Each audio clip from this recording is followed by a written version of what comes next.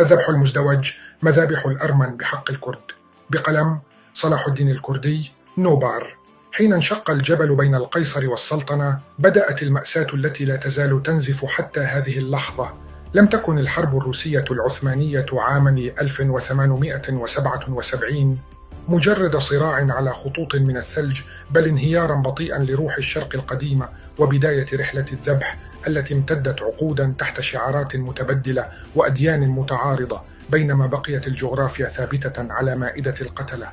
اجتاز الروس جبال القوقاز بكتائب ترفع الصليب، وخلفهم وحدات من المتطوعين الأرمن حولت الحرب إلى انتقام مقدس ضد القرى الكردية المسلمة في قارص وبدليس ووان وأردروم.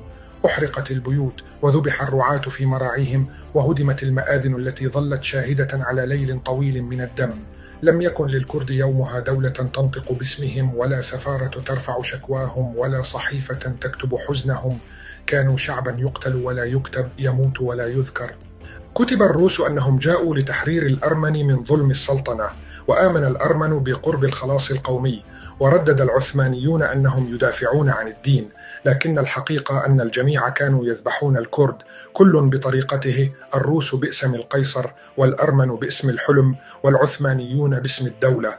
بعد مؤتمر برلين عام 1878 شرعت روسيا في سياسة استيطان منظم بقارص وباطوم، فهجر آلاف الكرد لإحلال الأرمن مكانهم، وتحولت قرى كاملة إلى رماد. دون ضباط القوقاز أن إزالة القرى الكردية تفتح الممرات الآمنة إلى الأناضول، وكان ذلك تمهيدا لخرائط جديدة ترسم بالبارود والحبر معا. في عام 1880 رفع الشيخ عبيد الله النهري راية من نور في زمن معتم، حاول أن يمنع تحويل الأرمن إلى خنجر في خاصرة الكرد والعثمانيين، لكنه اكتشف أن الجغرافيا تباع في المزاد، وأن الحديد لا يصغي لبيان أخلاقي.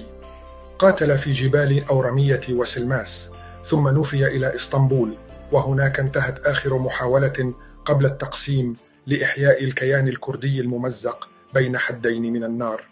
دخل القرن العشرون والجبل منهك من حمل الموت.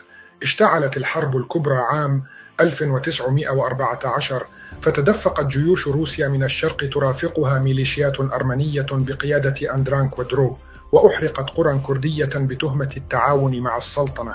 وفي الجهة الأخرى جند العثمانيون الكرد في سرايا الحميدية لضرب الأرمن، ثم تخلوا عنهم بعد أن استهلكوا. هكذا قتل الكرد من الجهتين، مرة لأنهم مسلمون، ومرة لأنهم متهمون، ومرة لأنهم بلا كيان يحميهم. في ربيع 1916 احتل الروس موش وبتليس، واحترقت قرى بينوان وبدليس على يد فرق فدائية قادمة من القوقاز، بينما كانت القناصل الأجنبية تكتب عن مدنيين كرد وضعوا في مرمى نارين. انسحب الروس بعد ثورتهم عام 1917، فانتقم المنسحبون من القرى الكردية، ثم عاد العثمانيون فانتقموا بدورهم ممن بقي على الطريق. لم يعد أحدا يعرف من الجلاد ومن الضحية. تحول الشرق إلى مقصلة هائلة تدار بشعارات متناقضة ونتيجة واحدة. وحين انتهت الحرب تبدل شكل القتل ولم يتوقف. بدأت المذبحة الأعمق، القتل بالنسيان. منع عن الكرد حتى حق أن يذكروا كضحايا.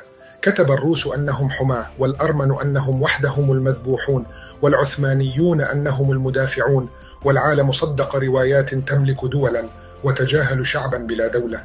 لم تسجل القرى الكردية التي محيت، ولا القوافل التي ذبحت على طريق قارص، ولا الأطفال الذين تاهوا في الثلج بين جيشين لا يتكلمان لغتهم.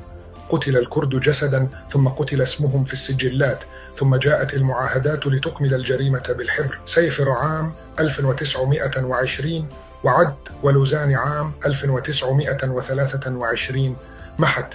انقلب الوعد إلى فراغ والاسم إلى هامش. توزع الكرد بين 4 دول حديثة الولادة. تركيا الكمالية سمتهم أتراك الجبال، وإيران صهرتهم في قومية مغلقة، والعراق وسوريا أدرجا في أقفاص الانتداب بخرائط تقسم العشائر وتفرق الأودية. هكذا انقلبت الجغرافيا إلى 4 جروح، وبقيت الأمة الواحدة بلا شاهد ولا قبر مشترك. منذ ذلك الحين صار التاريخ شريكا في الجريمة. ظلم الكرد لأنهم بلا دولة تروي عنهم، فالعالم لا يسمع إلا من يملك علما يرفعه، وختما يوقع به. الأرمن امتلكوا جمهورية تدافع عن ذاكرتهم، واليهود دولة تخلد مأساتهم. أما الكرد فبلا كيان يحرس حكايتهم، فبقيت المأساة سردا شفهيا وأغنية في ليل القرى البعيدة. في تقديرات متفرقة لأرشيفات عثمانية وبريطانية وروسية، تظهر خسائر بشرية جسيمة للكرد بين عام 1877 1920، لكن الأرقام التي لا تتبناها دولة تظل صدى بلا صدى.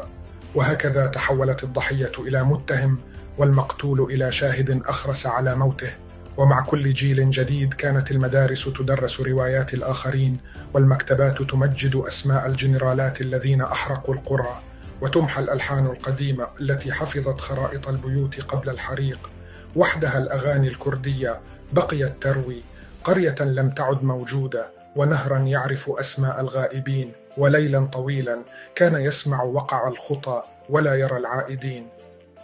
ومع ذلك لم تمت الذاكرة، ما كان دما صار حبرا، وما كان بكاء صار فكرا. بدأ الكرد يكتبون بأنفسهم، لا طلبا لثأر بل لاعتراف بسيط أننا كنا هناك، وأن ما حدث لنا حقيقي. فالمأساة لا تكتمل إلا حين تروى، والموت لا يصبح موتا إلا حين يذكر. الأرض التي نزفت تحت قيصر وسلطان ترفض أن تدفن، لأن موتها يعني انتصار النسيان، والنسيان هو الجريمة الأخيرة في تاريخ طويل من الجرائم. كل حجر في كردستان يشهد أن الدم لا يمحى بالحبر، وأن الأمة التي حيل بينها وبين الكتابة ستعود، فتكتب بالحقيقة وحدها لا بالوصاية. وهكذا رغم التقطيع لا تزال كردستان تتنفس بين الخرائط، رمادها حية واسمها يخرج من أفواه الذين لم يتعلموا الصمت. الضحية التي لم تمتلك دولة لم تفقد حقها في أن تروى، ومن نجا من النسيان هو وحده من انتصر على التاريخ. جميع مراجع المختارة موجودة في وصف الفيديو بقلم صلاح الدين الكردي، نوبر